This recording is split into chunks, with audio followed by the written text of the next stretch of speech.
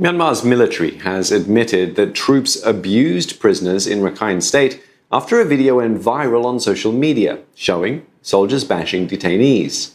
The video appears to show plainclothes men punching and kicking handcuffed and blindfolded detainees.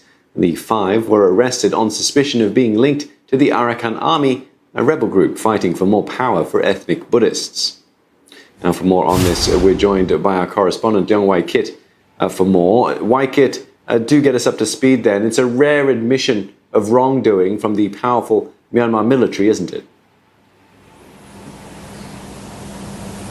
Indeed, Steve, a rare admission of wrongdoing, but bear in mind that this is not the first time that the Myanmar army has come out to say that they're in the wrong. If you recall, there was a very prominent case back in 2018 when the Myanmar army found 7 of its soldiers guilty of killing 10 Rohingya men in a village in Rakhine State.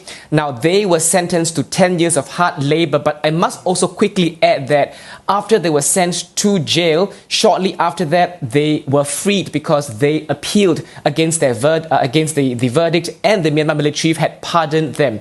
Now, in recent years, though, we are seeing signs that the Myanmar army is showing some form of accountability or transparency to soldiers' wrongdoings. For instance, they've made very public that they've formed a court of inquiry, and that specializes into looking at soldiers' wrongdoings in Rakhine State in the midst of their fight, whether it's with the Rakhine army or with the Rakhine Rohingya Salvation Army. And it will be very significant to watch the developments on various reasons. One, the world stage, because this is a chance for the Myanmar army, who has been accused of genocide and war crime, to respond to people who have accused them of those allegations. And 2, in Myanmar, domestically, there is still ongoing violence and conflicts, and there will be injustice.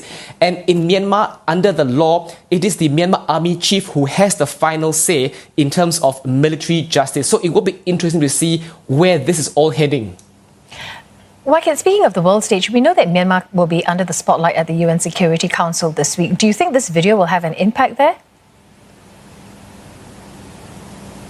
Very unlikely, Glenda. The UN Security Council meeting is closed doors, which means to say journalists like myself will not get, the agenda of what they're going to be discussing. And even after they finish discussion, the transcripts will not necessarily be made known to the public because it's simply closed doors.